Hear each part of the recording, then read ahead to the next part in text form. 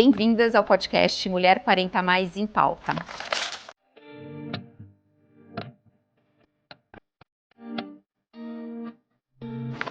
Eu sou a Carol e hoje eu tô aqui com a Rê e com a Vivi. E para quem não sabe, nós temos uma linha de produtos para mulher na menopausa chamada Kunda Care. É uma linha que foi desenvolvida especialmente para aliviar aí as dores de toda essa fase do climatério. E a Rê é nosso braço direito e esquerdo em Kunda, e a Vivi é uma pessoa muito querida. Eu e a Rê, a gente já fez aí um grupo parental com a Vivi, então a gente trouxe ela justamente para discutir essa questão da mulher na menopausa e da adolescência dos filhos. Então eu queria, Vivi, que você se apresentasse. Bom, primeiro queria agradecer o convite, né? Que foi muito especial, me senti super feliz. Mas o que aconteceu? De relembrar os nossos momentos aí, né? De orientações parentais, foram divertidíssimos. E eu sou a Vivi, então, Viviane, sou psicóloga, tenho uma especialização para casal e família, e é isso. Então, posso falar da minha idade, eu tô com 49, beirando 50. Eita, eu já fiz. Eu também. E a gente comemora com balada, né? Sim. 50 é sempre balada. Vai ter festa da Vivi, Vai gente. ter festa. Depois a gente passa os detalhes. Exato. E Vivi, eu acho que essa questão da mulher na menopausa com filhos adolescentes é um tema, assim, que ele é... Eu vou te falar que assim, é divertido, é aquele rir para não chorar, né? Porque são muitos hormônios, um em declive, os outros em ascensão, mas todo mundo ali com as emoções, a flor da pele, passando por desafios, né? A gente sabe que a menopausa é desafiadora, a adolescência é muito desafiadora. Então eu queria que você contasse assim pra gente o que você vê na sua prática, né, da junção aí de uma mãe na menopausa com muitas vezes um filho na adolescência. Muito legal, né? Esse tema, ele tá muito atual, eu te diria. Coisas que antes a gente não falava, né, sobre a menopausa. E acho que tem uma porção de coisas a serem consideradas, né? Antigamente as mulheres tinham filhos mais cedo. Então elas chegavam na menopausa muitas vezes com os filhos já adultos, né? Nem saindo tanto de casa, porque acho que eles saem mais de casa hoje do que eles saíam antigamente, mas a mulher se encontrava num papel muito diferente. Eram muitas as mulheres que ainda preferiam fazer os trabalhos de casa ao invés de fazer trabalhos fora de casa. Então muitas das nossas mães não trabalharam tanto fora de casa. E ainda se falava muito sobre saúde mental de um jeito muito diferente. Né? Muito preconceito, né, Vi? Super. Então as mulheres, quando tinham momentos, porque na menopausa a gente tem momentos, né? A gente tem picos de humor e tal, se falavam das mulheres histéricas, né? Então, segundo Freud, a gente era no mínimo histérica. Histérica. Né? E não, se um homem era tão agressivo, né, na fala tal, ele era só assertivo. Né? A gente é histérica, neurótica, né? Isso quando é o mínimo. Né? E aí eu acho que a gente tem esse casamento hoje em dia, da escolha das mulheres terem filhos mais tarde e, consequentemente, a menopausa, que ao contrário do que a gente imaginava, começa muito próximo dos filhos na adolescência. Então a gente pega um pedaço da nossa pré-menopausa com a pré-adolescência e depois a gente pega a menopausa exatamente caindo junto com a adolescência. Porque são duas fases que na realidade elas são longas, né? Assim, não é um negócio que vai ser resolvido em 2, 3 anos. O adolescente, ele fica na adolescência por vários anos e do mesmo jeito que nós ficamos no climatério por vários anos, né? Então são vários anos aí de convivência. E aí eu queria te perguntar, assim, como fazer com essa convivência, né? Como fazer com que essa convivência ela dê certo? Que estratégias que a gente pode adotar para ficar mais próxima do nosso adolescente e nós entendermos eles e eles também nos entenderem, né? Porque é uma empatia mútua aí para as coisas darem certo, né? É uma empatia mútua, mas que o adolescente não tem. Não. Né? Ele ainda não vai ter essa capacidade empática, né? Porque é um momento muito que o adolescente ele sai do ninho, ele precisa desse lugar, sair, então os amigos passam a ser referência. né? Então, a gente entra na menopausa e os filhos pouco estão dentro de casa. Quando eles vêm mal-humorado, irritado, coisa para tudo que é lado. Sim. Uhum. E a gente automaticamente também está vivendo o pico, às vezes, de um momento de irritação maior, um momento de mais deprimido mesmo, mais depressivo. Mais cansada também, né? Nossa, cansaço é algo que muda muito, né, pra gente nesse momento. Então, realmente, acho que coincide coisas muito novas. Então, é realmente um reaprendizado. Do mesmo jeito que a gente, quando tem um filho pequeno, a gente aprende a ser pai e mãe, a gente tem um outro movimento, e vocês já me ouviram falar isso outras vezes, como que é se tornar pai e mãe de adolescente, né? E que muda o lugar de referência. A gente não tem mais que dar as respostas, a gente até tem as respostas, muitas vezes. E acho que o lugar é sair do lugar da resposta e ir para o lugar de saber fazer perguntas, porque eles se sentem mais ouvidos.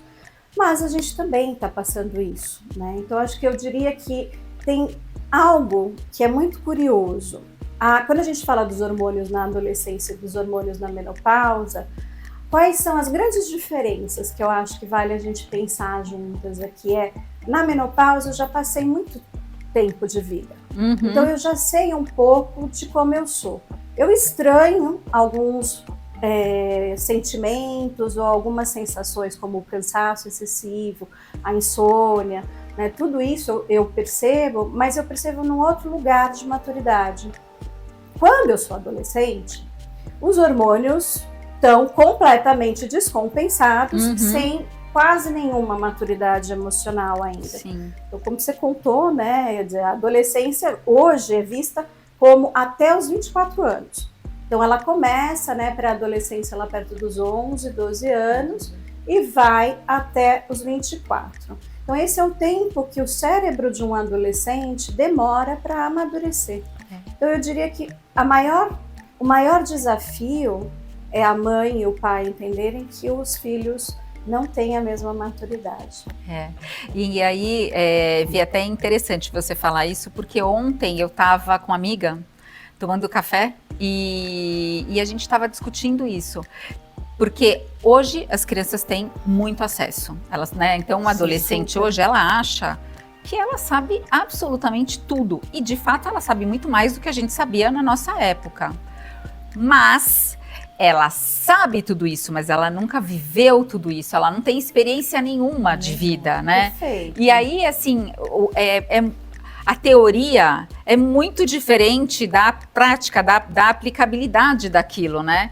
Então, eu vejo hoje esse descompasso muito maior do que na nossa época, porque eu acho que na nossa época você tinha um tempo de você ir crescendo e aprendendo e as informações chegavam. Hoje eu acho que a informação chega antes deles terem o tempo de aprender, de viver, e eu acho que isso causa uma confusão mental ali, né? Causa sim. Eu acho que a gente está falando do volume de informações para os dois lados, né? Daí pegando a menopausa, que também a gente está tendo um volume de informações sobre maternidade que nunca se falou antigamente. Então, a gente não falava de menopausa, Berta, a gente não falava sobre volume de informações na adolescência, a gente não tentava talvez acertar tanto, a gente ia mais pelos exemplos dos nossos pais e ao mesmo tempo esses mesmos filhos, numa velocidade completamente diferente da gente, acumulando um volume de informações, mas também, de novo, sem maturidade. Então, eles vão saber mais conteúdo, mas não vão ter repertório para interpretar o conteúdo. Exato, não tem esse repertório. E aí, acho que vamos até entrar na série, né, a adolescência, que está sendo muito falada. Nossa, acho que eu já falei sobre essa série com uns 4, 5 grupos de mães, né, ou amigas diferentes, e aí eu acho que ali tem uma grande questão. Duas coisas, na realidade, me chamam muito a atenção, muito. Uma, de que a gente sempre tem aquela sensação de que se o filho está dentro de casa, está ali no quarto, ele está seguro, e no final das contas você vê que, não. Né, e inclusive com essas grandes que já da época da baleia branca, que você cria esses desafios, etc. A criança pode estar no quarto do lado e a criança fazendo um negócio ali que ela está entre a vida e a morte. E você nem sabe, né? Então essa é uma questão que super me chama a atenção. E a segunda é como é difícil de você, de fato, saber o que os adolescentes estão fazendo. Porque quando nós éramos adolescentes, a gente não tinha celular, não tinha nada disso. Então, as abobrinhas que você falava, ou o comportamento que você tinha, ele era muito mais explícito, né? Os seus pais estavam ali, porque você ia falar o quê? No telefone da tua casa? Não sei quantas vezes a minha mãe pegava na linha para ver o que eu tava falando, entendeu? Tipo, ficava escutando. E você tava falando normalmente... O telefone cheio de fio no banheiro. Exato. E assim, normalmente era um lugar público, era na sala, que você não tinha um telefone no quarto, que você ia ficar lá linda e formosa falando por horas, entendeu? Então, as coisas eram mais visíveis, eles viam mais. E aí hoje não se vê. E aí, o que você acha disso, Vi? Da série, dela abordar esse aspecto e dessas questões? Muito legal. Bom, vocês duas já têm filhos adolescentes com celular. Sim, né? Com celular. Eu ainda tenho uma filha pré-adolescente, mas acho que a série adolescente, ela trata de um tema muito dolorido e de uma maneira muito sensível. Né? Então, se a gente conversa com amigos que são pais de adolescente, aquela série toca a gente de uma maneira muito diferente de alguém que não tem filhos e vai, às vezes, assistir a série só como um suspense. Então, o que eu diria, né? Eu diria que o lugar está antes para a gente passar o desafio, né? Acho que a gente precisa construir o elo de comunicação. Então, como fazer com que os filhos cheguem na adolescência sabendo que tudo ou qualquer coisa pode e deve ser falado dentro de casa. Então, a gente está falando literalmente de uma falta de comunicação ali dentro daquela série, né? Os pais não tinham ideia do que estava acontecendo com aquele filho. Existem muitas coisas, né, naquele lugar do menino muito solitário, né, achando né? Muito, né? Então, acho que e a irmã, que era completamente diferente, e os pais não percebendo isso. Né? E eu acho que não tinha uma comunicação, né? Assim como quando o pai pergunta, você matou? Assim, não tem um elo de comunicação para uma resposta, né? Então, eu ainda acredito muito que a comunicação ela deve ser percebida um pouquinho antes. Então, se você tem acho que a Rê até pode compartilhar um pouco de como que é. Acho que essa construção, ela vem de muito antes, né? Exato. Muito antes da adolescência, né? Então, desde quando eles são pequenos, você ir construindo, porque é uma pedrinha todo dia, né? Todo dia você tem que colocar um pouquinho nessa relação para que isso se torne natural, para quando chegar o momento, isso, né? Essa porta tá aberta, essa porta né? tá aberta de uma forma mais natural e convidativa, né? Porque senão ela não... mesmo aberta, ela não chega, né? Porque ela pode estar aberta só de um lado. Exato. Né? Então, como fazer com que ela seja aberta? Porque o adolescente, eu falo assim, pelo menos pelo que eu enxergo, ele se sente sempre muito julgado, né? Então, se você nunca teve um diálogo com o teu filho, nunca teve uma relação, a hora que você chega para construir isso na adolescência, ele vai achar que você está querendo saber da vida dele, que você está julgando, ele não vai te contar porque ele acha que você está julgando, quer dizer, fica muito difícil, né? Pegando a série, né, vamos pensar, por exemplo, quando um pai pergunta, você matou?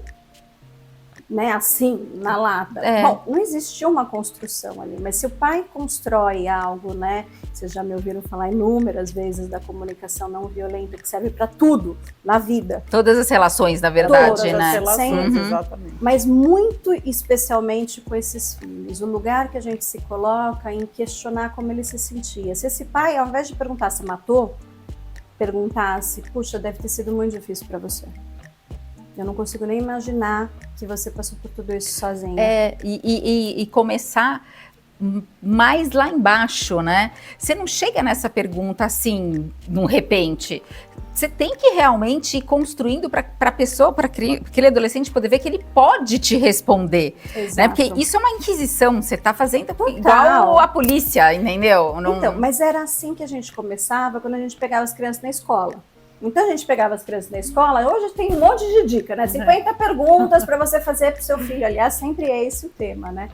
Mas você podia fazer isso até uma determinada época, que era, e aí, como é que foi a escola? Qual amiguinho você brincou mais? Como é que foi o almoço? Tal. Aí chega a adolescência. E aí, né, no caso da gente aqui, acho que de vocês em especial, coincide, acho que esse tema coincide inclusive com a pandemia. Porque esses adolescentes, eles não só ganharam o celular sem a gente saber o quão mal esse celular poderia fazer, assim como eles também passaram por uma pandemia com a necessidade da tecnologia. Exatamente. Né? Coisas que a gente, nenhuma geração próxima tinha esse grau, né, de acesso.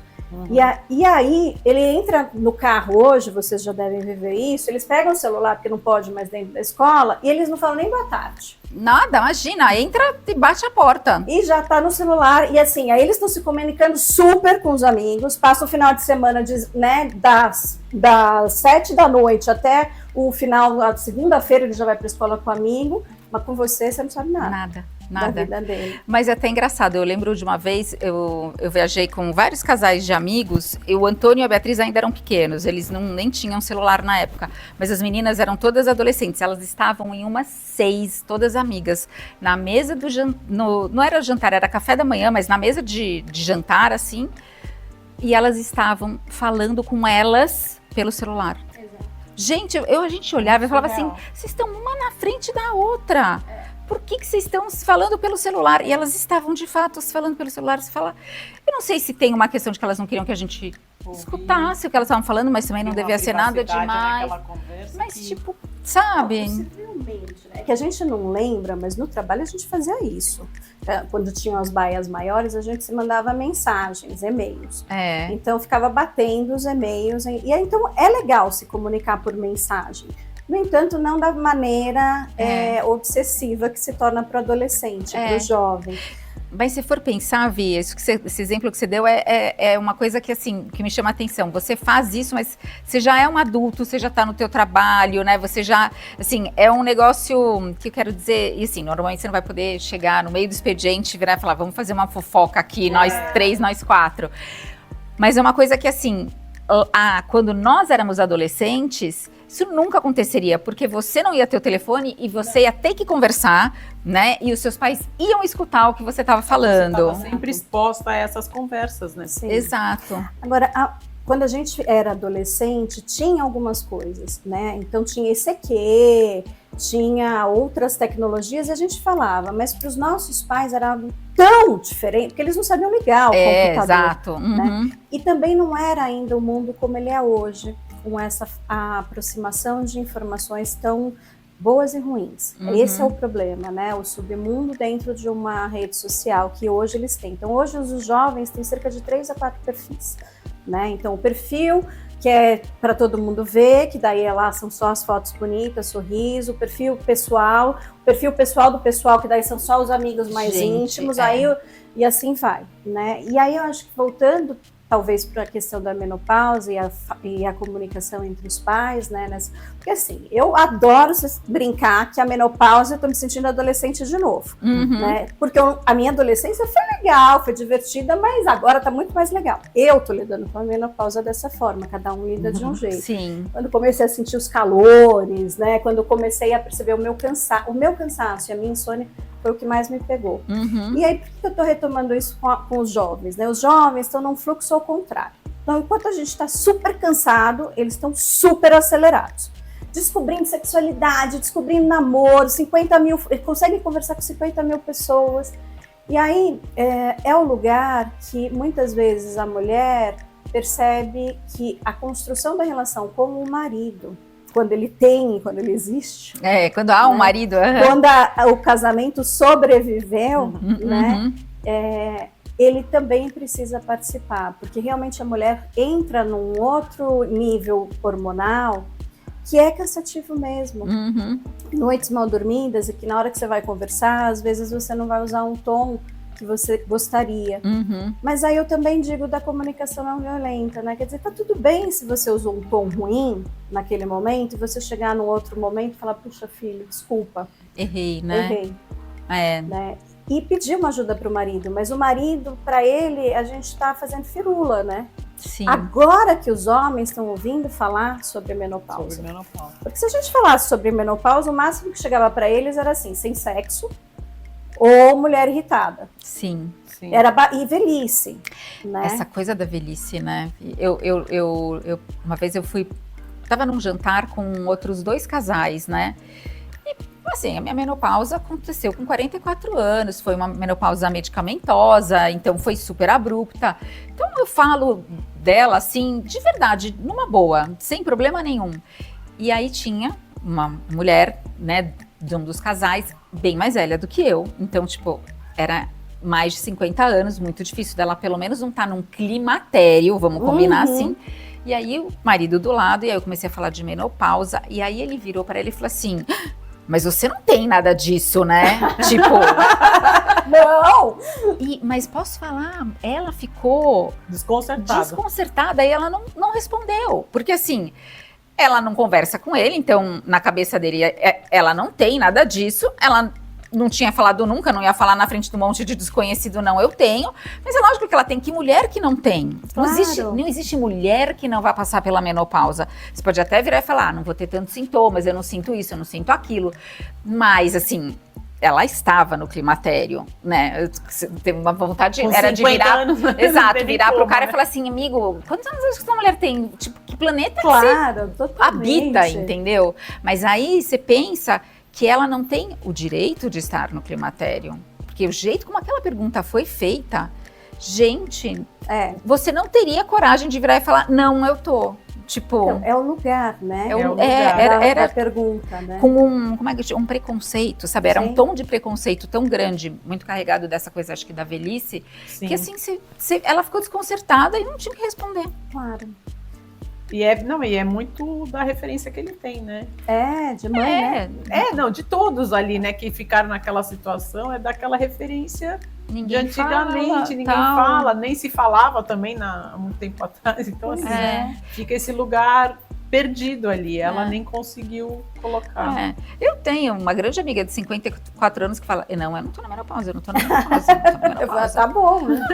Exato, sabe, mas você vai discutir. Também tem pessoas no lado emocional que falam, não tem problema, não preciso de terapia. Né? Tem, um monte. Então, conheço alguns. Não vamos citar nomes. Então, alguns lugares da negação tem a ver um pouco com a história de vida que a gente teve, né? E negar, às vezes, é o lugar do conforto. Sim. Mesmo que ela não perceba que ela está muito mais desconfortável. Exato. Ela acha que ela está confortável. Fácil, né? Pois é, ela não sabe que está mais difícil. Exato, ela não sabe que está mais difícil, mas para ela é mais fácil, porque eu não tenho que lidar com isso agora, né? É o lugar padrão de costume dela, né? Porque mudar é muito difícil. Então, de verdade, eu acho que a gente tá aí pensando, né? E você sabe o que eu estava pensando? Que as mulheres, né? Eu não sei se vocês sabem, né? Que os homens, os remédios todos, eles eram feitos com base no masculino. Sim. Né? Então, os grupos de pesquisa, de estudo, né? Os grupos clínicos eram sempre com homens. Né? As próprias cobaias tinham muito mais cobaias macho do que fêmea. Quando ia para o mercado, a medicação, então assim, era tudo muito diferente. Então, quando a gente fala de medicação na menopausa, por exemplo, de ansiolíticos, antidepressivos, né? É muito diferente como ela age no corpo do homem e da mulher. Então, o homem sempre toma, né? Eles têm esse costume, vou tomar um remedinho para dormir. Mas a mulher, se começa a tomar um remedinho para dormir, já não é uma coisa boa. E o mesmo por exemplo, as mulheres sempre tomaram muito mais anticoncepcional. Então, falar, por exemplo, bom, primeiro que os homens nem tinham anticoncepcional, né? E agora que está se... Gente, olha quantos anos depois que está se falando. E agora, interessante é que os homens também estão falando da menopausa masculina. Sim, que andropausa. Também acontece, né? Então, acho que a gente está abrindo um lugar muito legal de comunicação e conversa para isso. E os filhos, eles barram para uns espaços diferentes. Eles são melhores do que eu nisso nas adolescências. Porque os filhos acham, ai mãe, você fica falando que você está na menopausa? Para quê? Porque eu tô. Né? E que falar é um lugar importante para a gente poder desabafar mesmo, extrapolar, né? E parece que é uma coisa absurda, assim, mas eles perguntam assim, sua filha já ficou mocinha? Isso pode, mas falar da menopausa não. Não pode. Não, e sabe que essa questão que você está falando é interessante, Vi, porque assim, eu tenho muito fogacho, né, enfim, acho que é o meu sintoma que mais me incomoda, porque é o que eu tenho com mais frequência. E muitas vezes é depois de comer, né, e principalmente à noite. Então, muitas vezes eu tô jantando e aí eu como, e assim, eu nem saí da mesa, eu já tô começando a, sabe, a passar mal. E assim, normalmente na minha mesa tá todo mundo, tá o meu marido, tá o Antônio, tá a Beatriz. E assim, o Antônio, ele é um que olha pra mim e ele fala, mãe, você tá bem? Aí ele já tá acostumado e fala assim, não, eu tô com fogacho. Ele, tá bom. Porque ele vai vendo que eu tô mudando, que minha fisionomia muda, que eu começo a suar, tal, não sei o quê.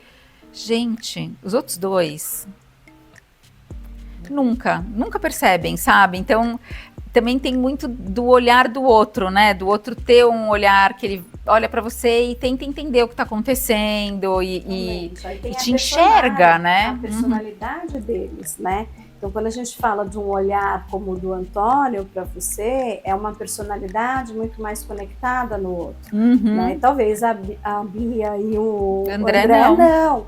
Mas porque são personalidades diferentes, mas não quer dizer que eles não possam aprender. Lógico. Eu vou ter que te falar que se não vai por bem, vai por mal, porque não tem... É o dia a dia, né? Não tem opção. Não, eu ligo o ar-condicionado toda noite, pode estar nevando lá fora. Eu tenho meu verão particular, me desculpa, entendeu? E eu ligo o ar-condicionado toda noite e o André morre de frio, dorme com 50 cobertas. A gente nem dorme mais com os mesmos... com a mesma roupa de cama, porque não dá. Ele tá todo encapotado com a cama, com o negócio assim, e eu tô... Mas olha que interessante, né? A Helena tá com 10 agora, vai fazer 11. E eu tenho os meus fogachos, mas como a gente já falou, eu me divirto com a menopausa. Né? Porque eu nunca suei na vida, então eu passei a suar depois de velha, né? Mais madura. Né? Mais madura, porque aí, gente, eu me arrumo, né? Tipo, hoje fui fazer uma maquiagem, tá aqui e tal, eu começo a suar. A Helena olha pra mim, mamãe, você tá suando muito. Mas você tá na menopausa, né? Mas isso porque ela me escuta falando muito. Né? Como vai ser natural para ela quando mais pra frente, né? E o quão é importante, né? Porque essa geração já vai ter um outro olhar para a menopausa. Totalmente. Né? E aí eu tenho uma passagem que também... Quando eu lembro, assim, é rir pra não chorar, né? Mas eu tinha um super casamento, aí eu fui no salão pra fazer o cabelo. E aí começou uma aquela coisa de secador de cabelo, escova, 2 pessoas mexendo na sua cabeça. Eu comecei a suar de um jeito na cadeira. A mulher olhou, ela falou assim, nossa, Carol, não tô conseguindo fazer seu cabelo, porque você tá suando demais. Aí eu era a louca que tava no salão com um ventiladorzinho assim na frente e a mulher dando um tempo pro meu fogacho passar pra poder continuar mexendo.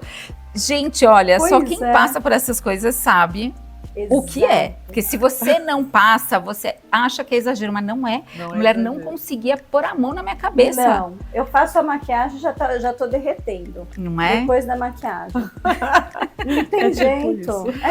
Todos os dias se eu tiver que fazer. Ouvi, que dica de comunicação aí, até...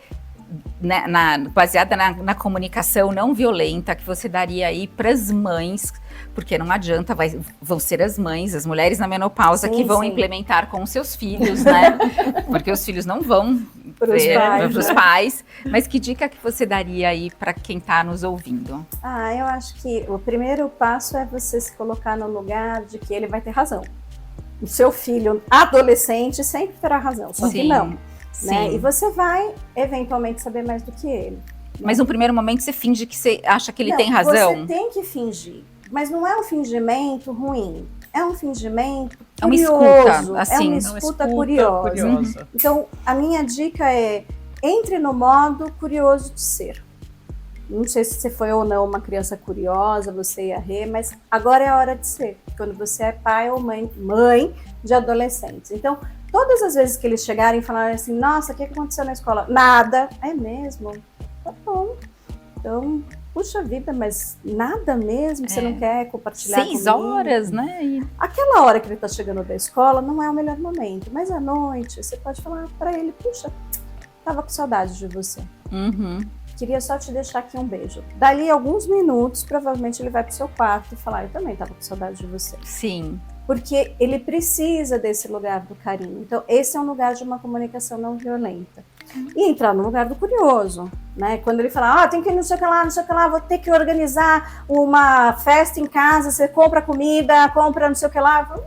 Tá bom, que legal. Como é que tá sendo para você viver esse momento com seus amigos? Uhum. A gente não vai para esse lugar, a gente vai para o lugar da ação. Tá bom, o que você quer que eu compre? Quantos amigos vêm? Eu não pergunto, puxa, que legal, hein? E como é difícil, né? Ou assim, como é que você pensou em convidar? Por que você convidou esse? A gente, de fato, né, perde ação, né? perde Então, essa oportunidade de diálogo, né? Quando eu pergunto, mas aí é a pegadinha. Quando eu pergunto para ele, quem que você escolheu? Você tá indo pro julgamento. Ele não quer te contar quem ele escolheu. Ele quer viver a independência, a autonomia, que é super importante, é o momento. Né? Aliás, a dica de livro que eu dou é um livro que chama Cérebro do Adolescente, do Daniel Siegel, que é maravilhoso para você entender que ele realmente se sente julgado mesmo sem você estar julgando. Porque Sim. que diferença faz você perguntar para ele quais amigos que você está convidando? Porque na verdade foi só uma tentativa de vínculo. Diálogo. Ai, eu só quis fazer uma pergunta. Mas ele interpreta Como um julgamento. A pergunta não, da comunicação não violenta, ela passa por sentimento. Falar, filha, eu tô tão feliz por você estar vivendo esse momento. Que gostoso. Como é que tá sendo para você poder receber os seus amigos em casa? Você tá vendo que é sobre relacionamento, sentimento dele. E aí ele vai, no final da balada, ele vai chegar para você, da balada, resenha, eles usam nomes diferentes nessa época, né? As resenhas, e aí ele vai poder chegar para você e falar, ai mamãe, foi super legal, foi super gostoso. Agora, quando você pergunta quais amigos que vem, você já vai falar, aquele ali você tem que tomar cuidado, hein? Esse aqui eu não quero na minha casa. É automático. Você sabe que uma vez eu escutei também, Vivi, eu acho que é muito verdade, que assim, que quando o adolescente ele vem te contar uma coisa, que a melhor coisa é você ser monossilábico, né? Exato. É tipo assim, tá contando tal, em vez de você perguntar ou você simplesmente faz assim, jura? Tipo assim, nossa! E, que é o único jeito de você não errar também. É uma ótima estratégia, eu diria. Super, mas também é um jeito de você abrir a conversa, você não tá fechando. Quando você faz essas né, expressões assim, é super legal, porque você tá abrindo a conversa. Então o lugar é de abrir a conversa, nunca de fechar. Esse é o lugar da diferença. Né? E a gente tem mais maturidade para isso, hein? E a gente ainda vai viver esses filhos por muito mais tempo do que antigamente se vivia. Sim. Certeza. Muito bom, Vivi. Então, quem tiver interesse, o livro é O Cérebro do Adolescente, do Daniel Siegel. Muito bom. A gente vai ficar por aqui. Vivi, muito, muito obrigada. Eu que agradeço, convite delicioso, bate-papo divertidíssimo. Adoramos. Também. Obrigada. E quem quiser conhecer mais sobre KundaCare, conhecer nossos produtos, é só entrar no site, que a gente vai deixar aqui na legenda. E foi um prazer estar com vocês aqui.